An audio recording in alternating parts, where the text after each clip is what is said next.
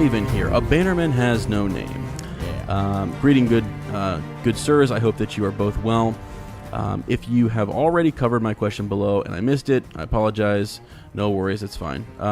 Let's see here. What do we have? I would like to get your thoughts on how you think House Tully, and specifically the Blackfish, may play a part in the upcoming books. I am a House Tully fan first and foremost. No, we are not all either Stark or Targaryen only. Yeah, preach it. And I hope that that similarly how most of us believe will happen with what I totally misread that. Sorry. Foremost, and I hope that to how most of us believe this will happen with Dorne, Tully will be more instrumental in the upcoming books. Okay, yeah. So Dorne kind of as we got into the series, Dorne becomes more and more involved and is a bigger player. So yeah, hopefully House Tully does have a more instrumental role, moving forward. I feel like the TV show has brushed over the fact that Edmure is not yet dead, and their premature killing of the Blackfish seemed to be a necessary convenience due to the constraints of time. There are a number of theories out there regarding the Blackfish and House Tully, such as joining forces with Lady Stoneheart or rallying the forces in the Riverlands, still loyal to Tully and heading north to join the main battle, among others. I enjoyed your discussion on theories regarding Hoster Tuller's dying words, and I hope that something related to this seed planted by Gur comes to fruition in the future books. Nymeria, Lady Stoneheart, and the Blackfish could make a formidable combination, and then Arya heading south to join them would make sense and be a great way to keep Arya's path developing in such a way that she maintains her deep house loyalties but without following the same path as the more traditional Stark family members. That's interesting. You don't always really associate Arya with the Tullys, really, because of how similar she looked to, Lyanna and just the Starks, He goes on to say, I do not have a firm theory on exactly what will play out with House Tully. I really just want to see them give the respect and attention that they deserve, given the house's rich history and personalities. That's true. The Riverlands, since the conquest, and House Tully, it's been a big. House Tully is the real reason I think Robb Stark is able to do as well as he does, because he has the support of House Tully. Also, I will say, I think the coolest title is Lord Paramount of the Trident. Yeah, I know. It's just like super cool. It's a pretty big deal. Yeah. The Riverlands is such a key location that the rulers of the Trident region deserve to be in the thick of the action as it builds up to the climax. True, they do not deserve to dwindle into obscurity as the TV show seems to be determined to do with them. Thanks again for your time and efforts that you dedicate toward the podcast. Sincerely, a bannerman has no name. Thank you for the Raven. Yeah, so Sir Matt, I'm going to look up something real quick, but initial take on that, first of all, I do have to agree that House Tully does not kind of get the recognition that they deserve. I'll even say this, really, when you think of some of the Stark children, like Sansa, I don't, maybe it's just because of the way of the people she interacts with. I almost think more of House Aaron as that secondary house, because it's her aunt and she goes there, you know what I mean? And then in the show, she brings in the Knights of the Vale, to help Jon at the Battle of the Bastards, which probably is the way it's going to go in the books. If I just had to kind of take a broad guess, you don't really think about the Tullys, and he's right. Edmure Tully in the show just kind of gets written off. Yeah, like you kind of forget that he's there. But really, the Riverlands is actually they're pretty strong. They're pretty I want to say underrated kind of army and force, because they do fight with Robb against the Lannisters, and they're they're helping push. They're helping they hold Tywin Lannister. Yeah. They do. The other thing, look at House Frey's relationship with House Tully, and being slighted or whatever you want to call it, they get a lot of attention too. So right. I'm kind of, in agreement here that House Tully, going forward, as you say, we've talked about where the last battle could happen. A lot of people think it's going to happen at the Trident. Right at the Trident, right in. So I mean, House Tully is going to be pivotal, and it's important, that they get some focus. I just think it's interesting, like you just said, that Sansa does go to the Vale, and that Arya was actually originally trying to get back to the Riverlands, and to get in, to her uncle's. Yeah, that was her original goal with the Hound. And there's a line from Arya. I believe it's Arya's first chapter. But it's certainly early in a Game of Thrones. I don't know why I keep going back to it. It's when Arya she runs away from Septon Bourdain. She wants to go see Bran, and she thinks it's going to be Robb or Joffrey or whatever fighting. And then she's having this conversation with Jon, and they're talking about how Joffrey has both sigils, right? Or in his banner, he has both of them. He has he has the stag and the lion, right? And he says to Arya, like, what if you had that? And she's like, a wolf with a fish in its mouth. Yeah. And I don't know. I always don't know why that line for some reason just always comes to my head, but I feel like there's something more to it. Yeah, for sure. Let me just read real quick, at the end of here, Brendan, and what's happening with the Blackfish at the end of this, because it's somewhat it was a little foggy to me. But so Queen Cersei sends Jaime actually to deal with the Riverlands to end the siege, right? He actually has sort of like a parlay, right? He meets with Brendan, and Brendan comes out basically to hear the reasons why the Blackfish didn't return Sansa and Arya, and to see Jaime's stump. I forgot that. He's kind of he's sadistic. Brendan Tully is sweet. He's a badass. He's sweet. Yeah. So he House Tully, by the way, is so Sir Ezra and I have talked about, like, if we were like, because we have the houses we just kind of support through the stories and stuff. But we talk about we've talked about what house do you think like you would actually be in, and I always say I think Sir Ezra, I don't know, he's just your personality and stuff. I think a lot of the Blackfish. I just feel like the Tully. That is like for sure what house you'd be in. Yeah. So let's see here. So they at one point Jaime also says to him, if you surrender and all this stuff, you can take the black and whatnot. And he thinks, I'm just going off of a Song of Ice and Fire wiki here for a refresher.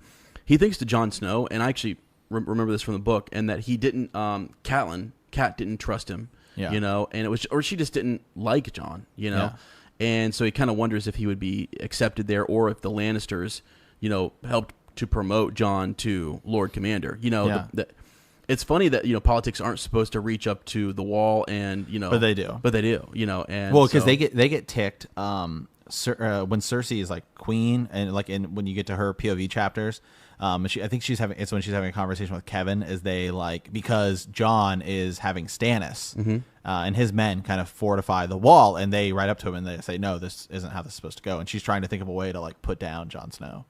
Yeah, for sure.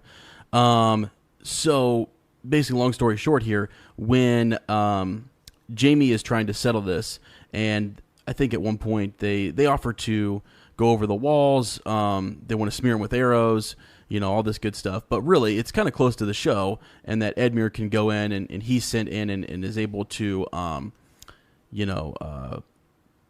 command that they give up the fortress, there at Riverrun, and Brendan, once he gets in there, Edmure gives before he gives the castle to Jaime, he allows Brendan to escape, by swimming, underneath and kind of getting away. So in the show, we see this epic like battle scene. We don't. It's one of those things that Sir Matt has said. The show does this, where you might not see him. We don't actually see him killed, do we? No. He just runs up the stairs and supposedly dies. Right. In battle, or maybe they mention it. They you just hear you see him he goes up the stairs, and you kind of hear some like armor clanging, and then and that's kind of it. But do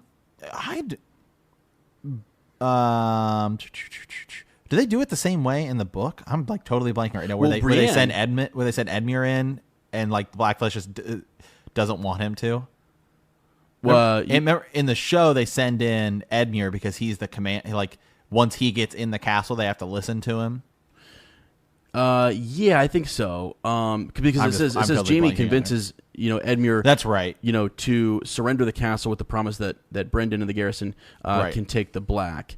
And so he does, I think, do that. I think he threatens to kill.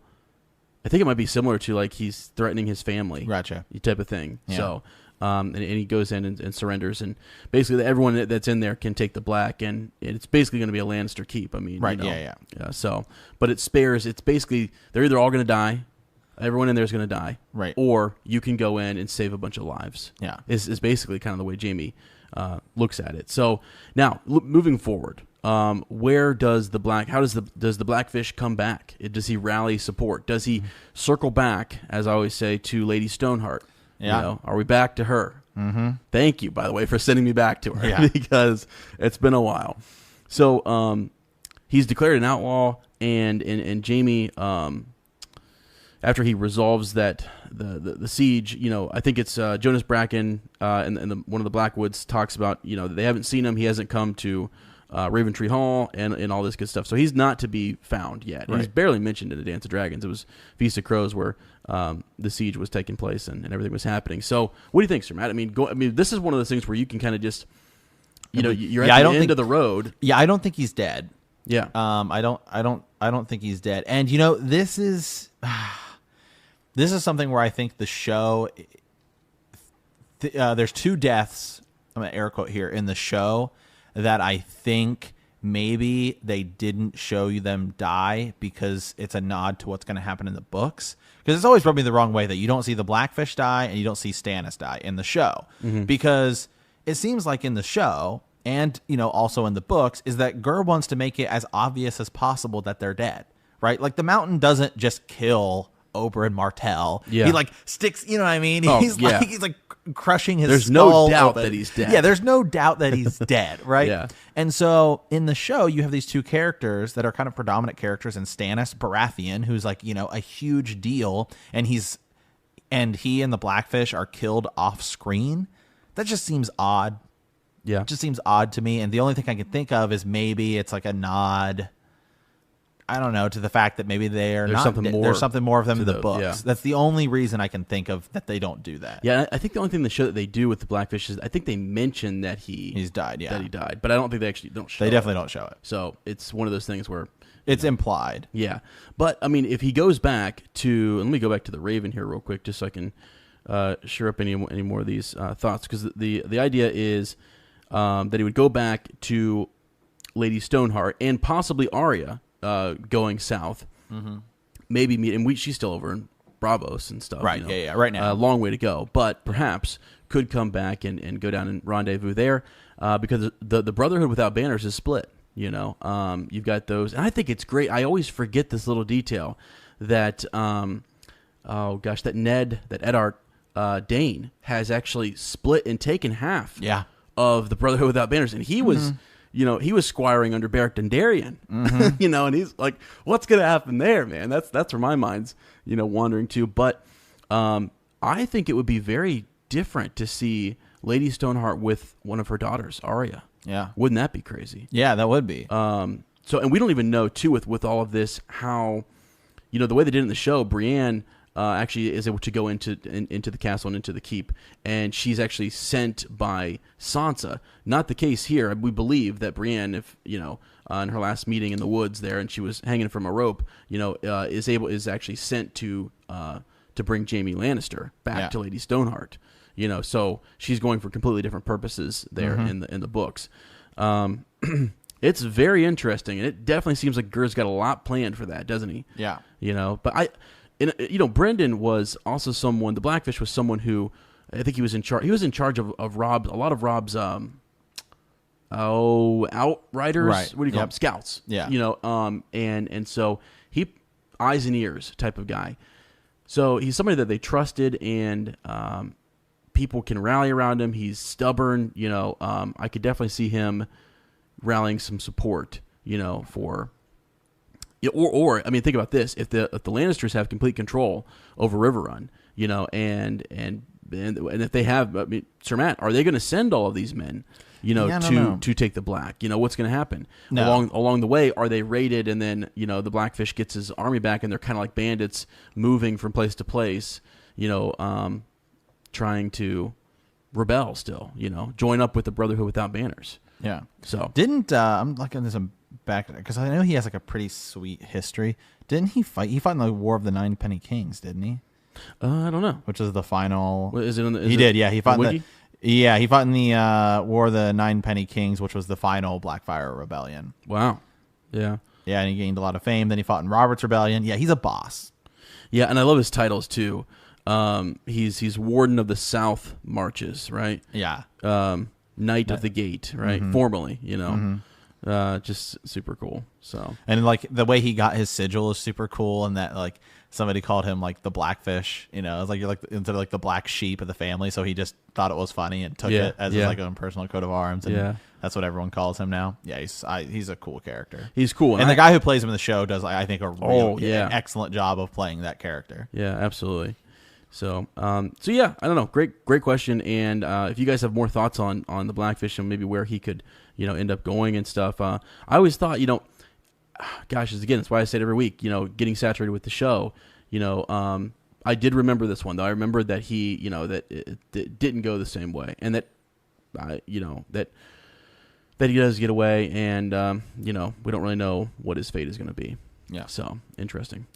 Okie doke. On to the next Raven. Which I believe is the Ghost of